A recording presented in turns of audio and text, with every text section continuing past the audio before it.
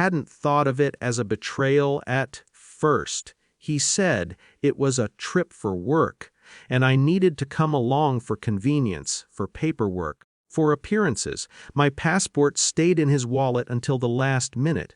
My phone was safer, in his hands. Small choice felt like trust, until it didn't. The taxi ride from the airport to the apartment we were supposed to rent was quiet. He hummed low, glancing at the rearview mirror, checking me more than the road. I noticed a subtle shift in his demeanor when he passed the keys across the counter. The clerk didn't look at me. He looked at my boyfriend, nodding like an old friend. My heart stuttered.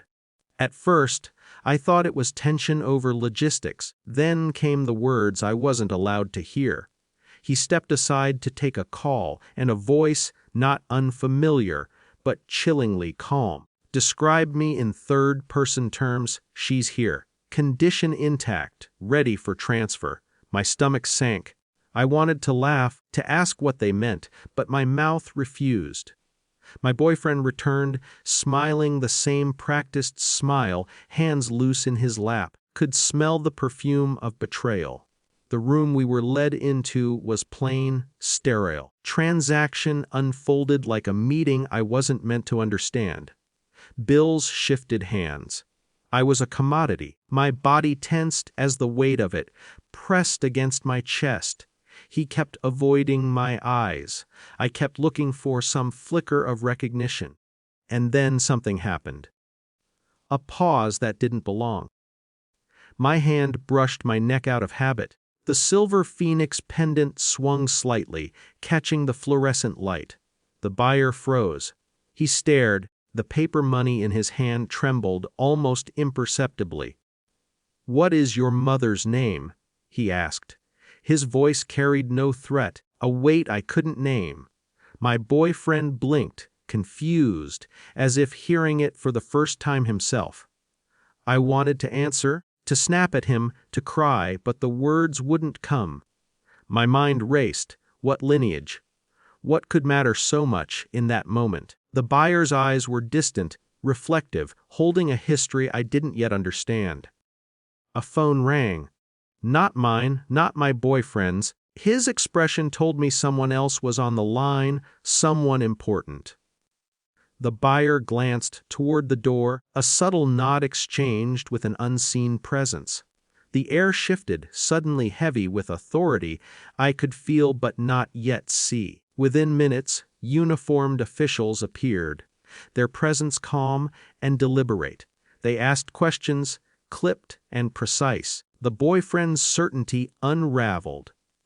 He stammered when asked for documentation, tried to assert control, but it no longer belonged to him. The buyer stepped back, expression unreadable, no longer a participant, but a witness. I was addressed by name. Officers never questioned my integrity. They confirmed my identity and gently, almost formally, ensured I was no longer at risk. Paperwork was signed, identities confirmed, explanations fragmented, enough to secure me, not enough to indulge curiosity. Boyfriend was detained. Not punished violently, not humiliated theatrically. Just processed. The sale had never been completed. Control had shifted entirely, quietly, unmistakably. Hours later, alone in a waiting room with plastic cups of water, Pendant felt heavier than ever, not with guilt, not with revenge, but with the weight of a lineage I had never fully understood, suddenly surfacing at the precise moment it mattered. I wasn't triumphant. I was cautious, reflective. Relief coexisted with grief and shock. Trust had been broken, and nothing could repair that. But I had my name, my identity, the knowledge that some authority, some ancestral or institutional memory was on my side. The phoenix rested against my chest, silver and silent. It didn't scream victory, it didn't promise justice. It reminded me of continuity, of survival, quiet power that comes from being seen at the right moment by the right eyes. And, in that quiet, undeniable shift, realized I had been returned to myself not through confrontation, not through rage, but through restraint, timing, and recognition older than betrayal.